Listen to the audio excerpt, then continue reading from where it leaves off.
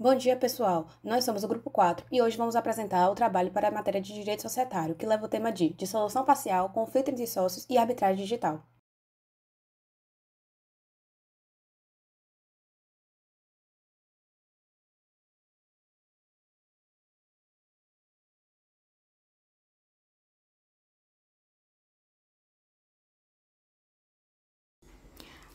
As sociedades empresárias são formadas com base na affectio societatis, que é a confiança mútua entre os sócios. No entanto, nem sempre essa relação se mantém harmoniosa. Conflitos podem surgir e comprometer a continuidade da empresa. No Brasil, temos mais de 19 milhões de empresas ativas, sendo a maioria sociedades limitadas. Isso mostra como esse tema é relevante para o cenário empresarial brasileiro.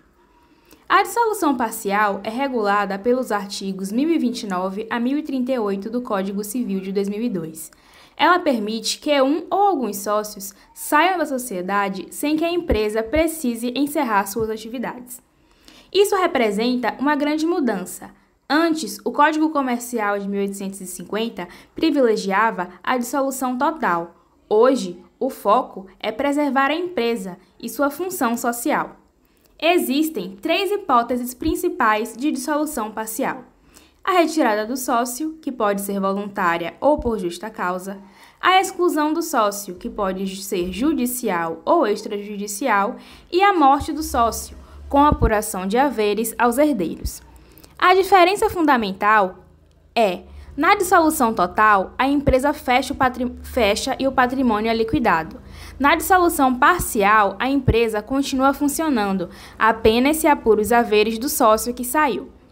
Mas o que leva a esses conflitos? Existem três causas principais.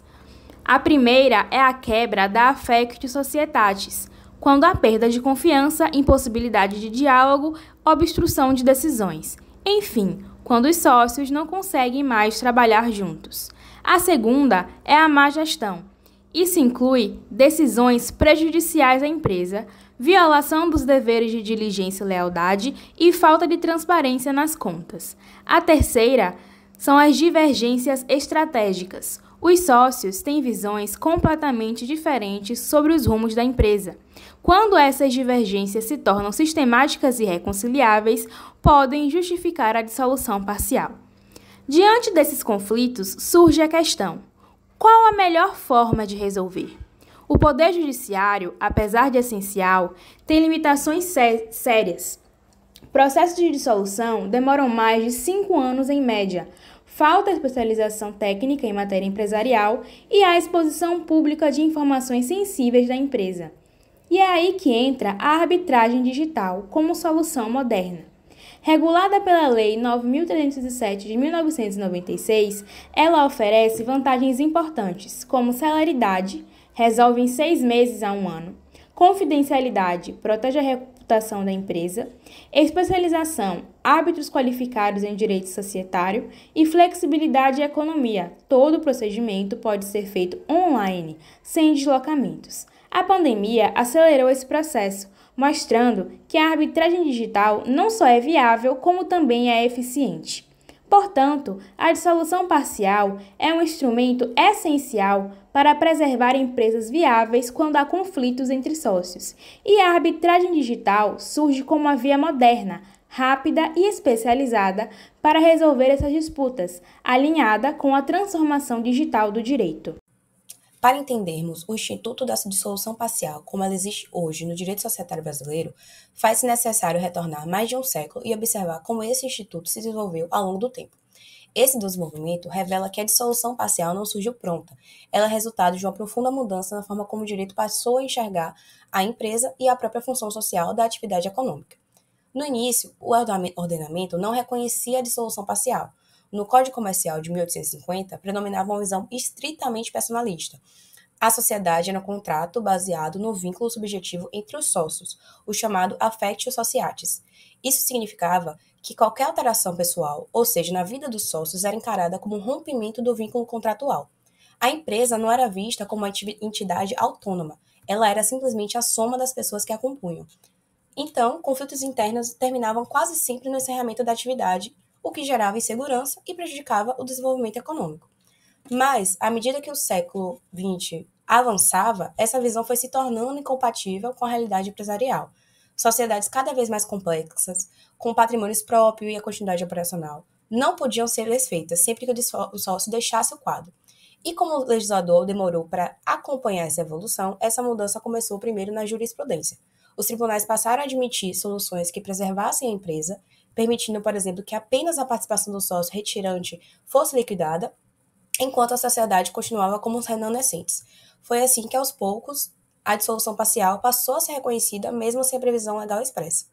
Nesse cenário, alguns marcos legislativos contribuíram diretamente para fortalecer essa compreensão. Um deles foi a Lei das Sociedades por Ações, as SAs, a Lei de 1976, ao reconhecer o direito de recesso e o reembolso do acionista. Ainda que voltada às sociedades anônimas, essa lei afirmava claramente a autonomia da empresa em relação aos seus membros, uma lógica que depois influenciou a interpretação das sociedades limitadas. O grande ponto de virada veio com o Código Civil, de 2002. Ele finalmente positivou o instituto sob a denominação de resolução da sociedade em relação a um sócio, e a partir daí a regra deixou de ser a dissolução da empresa e passou a ser justamente a sua preservação. O Código estruturou hipóteses como a morte, retirada e exclusão do sócio, sempre com foco na continuidade da atividade econômica e na apuração justa dos haveres. Essa evolução só se completou com o Código de Processo Civil de 2015, que criou um procedimento próprio para a ação de dissolução parcial. Era algo que faltava desde o século XIX, e o CPC trouxe essa segurança jurídica ao definir legitimidade, objeto da ação, critérios de apuração de haveres e a obrigatoriedade do balanço de determinação na ausência de previsão contratual. Então, hoje, podemos dizer que a dissolução parcial está consolidada como um dos pilares do direito societário contemporâneo. A doutrina moderna e os mecanismos de solução de conflitos, como a arbitragem, reforçam a ideia de que a saída de um sócio não pode comprometer a empresa, que é vista como uma organização produtiva autônoma e como papel econômico relevante. Em síntese, saímos de um mercado arcaico em que qualquer conflito levava ao fim da sociedade para um sistema maduro que privilegia a continuidade da empresa e a estabilidade das relações societárias, e é essa mudança de mentalidade construída pela doutrina, pela jurisprudência e pela legislação que sustenta a compreensão atual da dissolução parcial no Brasil.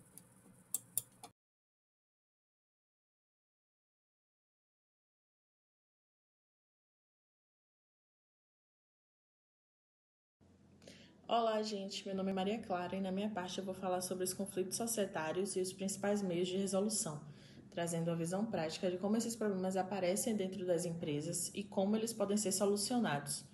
Começando pelo primeiro tópico, os tipos de conflito. As sociedades empresárias convivem com tensões o tempo todo, e esses conflitos podem surgir de várias maneiras. O primeiro tipo são os conflitos interpessoais, que acontecem quando há um desgaste no relacionamento entre os sócios, seja por divergência de valores, de postura, ou simplesmente porque a confiança, que é essencial na sociedade, começa a se perder. Já os conflitos patrimoniais envolvem dinheiro ou participação societária. São as discussões sobre lucros, sobre avaliação de haveres, sobre ingresso ou saída de sócios, tudo isso costuma gerar uma disputa. E, por fim, temos os conflitos estratégicos, que são bem comuns, que é quando os sócios discordam sobre o rumo da empresa, sobre investimentos, riscos ou sobre a forma de administrar. É importante lembrar que, na prática, esses conflitos muitas vezes se misturam. Um problema estratégico pode virar pessoal e depois virar patrimonial. No segundo tópico, eu falo sobre as tentativas pré-arbitrais, que são formas de tentar resolver o problema antes de levar para arbitragem ou para o judiciário. A mais comum é a mediação empresarial, em que um terceiro neutro ajuda os sócios a retomar o diálogo e tentar construir uma solução consensual. Outra forma são as cláusulas de saída, que já deixam previamente definido como funciona a retirada ou exclusão de um sócio e como será feita a apuração de haveres. Essas medidas existem justamente para evitar que o conflito escale, mas se elas não funcionarem, as partes acabam tendo que escolher entre o processo judicial e a arbitragem. No terceiro tópico, entro na cláusula compromissória, que é essencial no direito societário. Quando essa cláusula está prevista no contrato social, significa que os conflitos serão resolvidos por arbitragem e não pelo judiciário. A lei de arbitragem exige que isso esteja por escrito, mas também aceita que sociedades limitadas utilizem esse mecanismo, já que elas têm uma natureza contratual. E quando existe cláusula compromissória válida, o juiz estatal reconhece a competência do tribunal arbitral e extingue o processo. Então, a cláusula compromissória traz segurança jurídica, previsibilidade e a possibilidade de uma decisão mais técnica. No quarto tópico, eu trago uma comparação entre o judiciário, a arbitragem tradicional e a arbitragem digital. O processo judicial ele tem problemas bem conhecidos, demora, alto custo e muita exposição pública, porque processos empresariais tramitam de forma aberta. Então, a arbitragem tradicional já resolve grande parte disso, porque permite escolher árbitros especializados, tem sigilo e um procedimento mais flexível.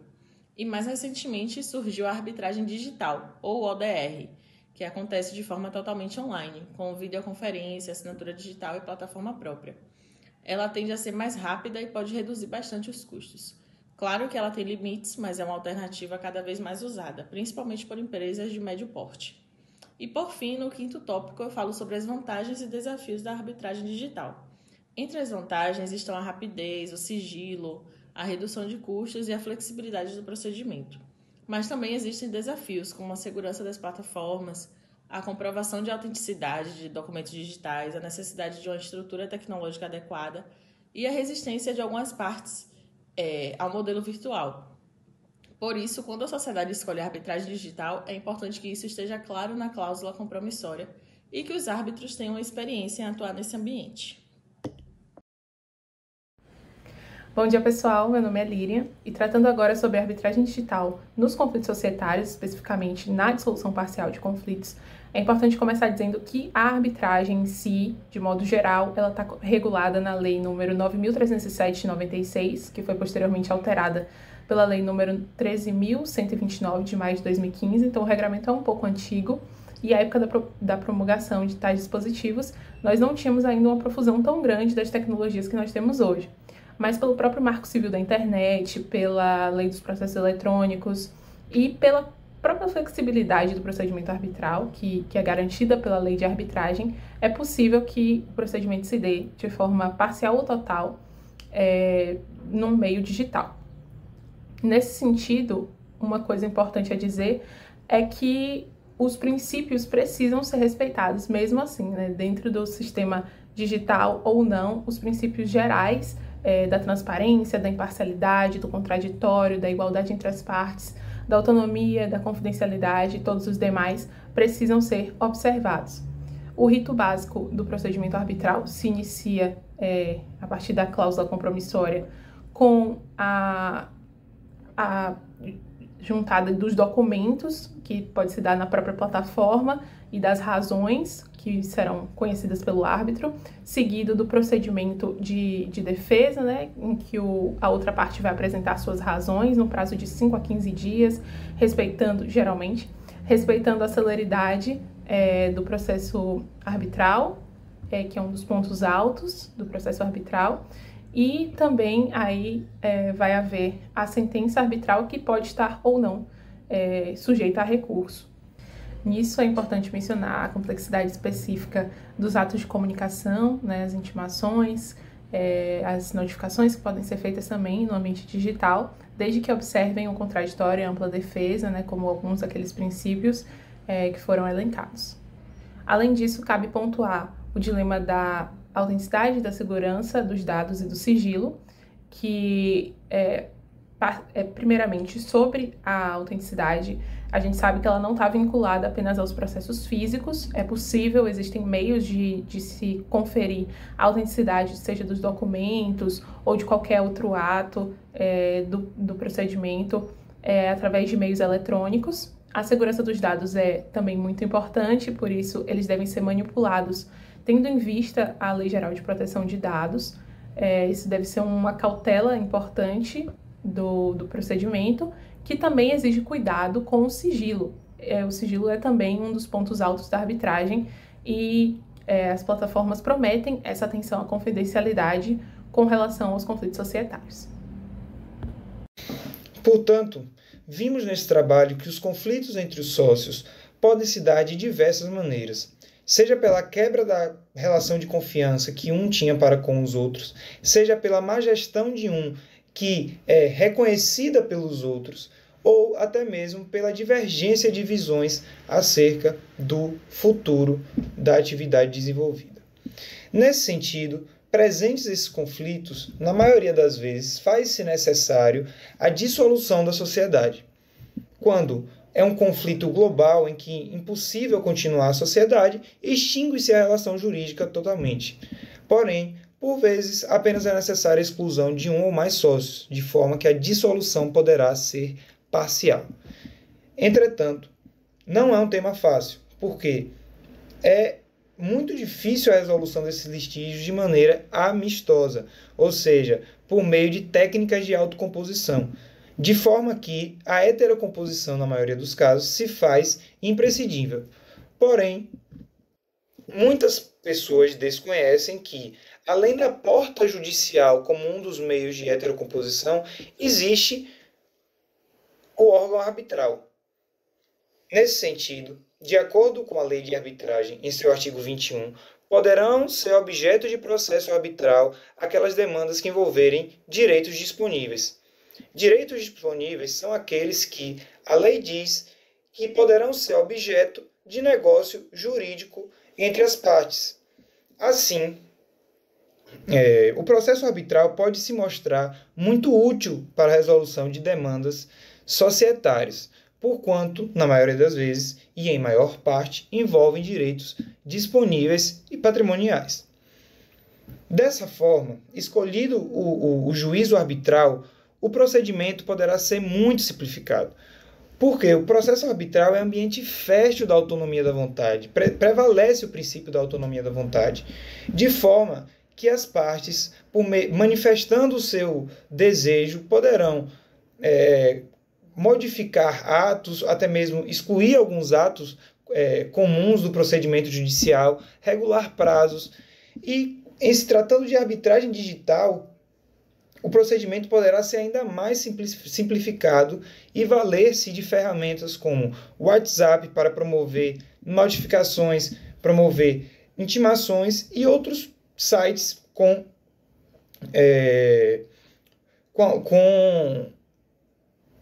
ferramentas específicas.